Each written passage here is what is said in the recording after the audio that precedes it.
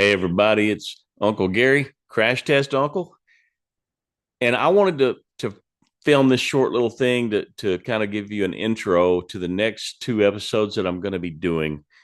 These next two are going to be highly personal about my own personal experience that happened about 13 years ago. I am Crash Test Uncle because I have crash tested myself against reality and I failed.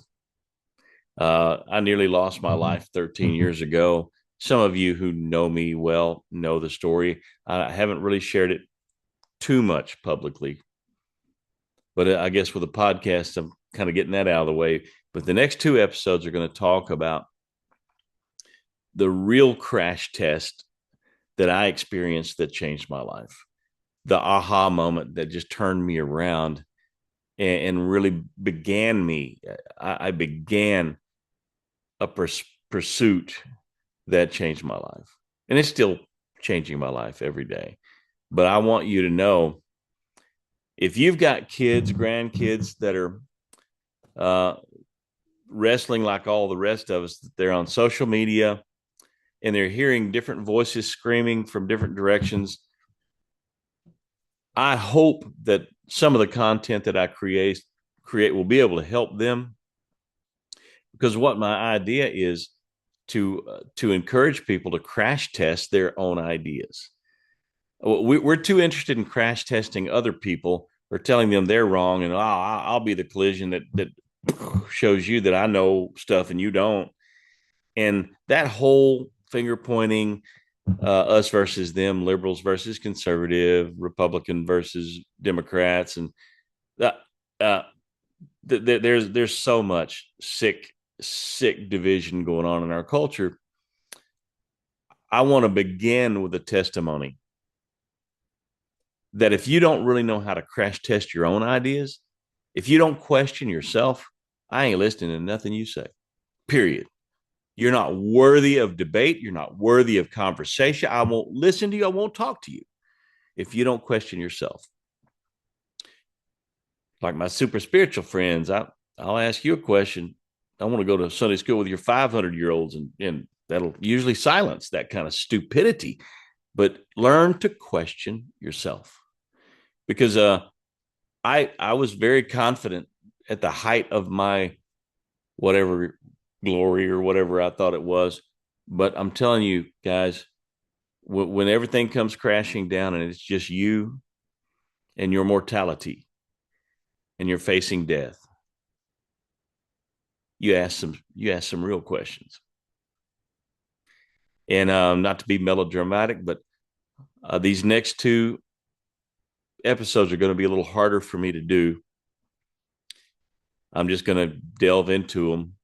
And if you have young kids that want to go to college or that have an academic dreams of a future academically, not because I'm an academic, but I've just this my story is about this relates to ontology and epistemology. Ontology is basically, what is your worldview? What's the castle where your thoughts live? And the epistemology is the foundation that is built on. How reliable is the belief system that I rely on to interpret and determine what is real and what is not? And I'm gonna talk about my story, and then some things in the Old Testament, the story of Jacob, and how he wrestled with God, and kind of intertwine that and encourage you to wrestle with God and wrestle with your ideas, wrestle with your dreams, your future thoughts, or whatever you think life ought to look like. Learn to question yourself. That's the whole premise of what's coming. And I just want to encourage you, if you've got kids, grandkids, let them engage with this. Let's crash test ideas together, because in the future, that's kind of what I see Crash Test Uncle being, is a platform where we crash test ideas. We crash test worldviews. What's this built on? What's the epistemology? What is this? What's the ontological framework of this worldview? And we ask those kind of questions, and I'll guarantee you, your kids won't have as hard of a time when they go to college as I did, because I didn't really have a philosophical foundation for what I believed or why I believed it. And that crash test, that freshman year in college was a crash test for me, as well as it would be for your kids.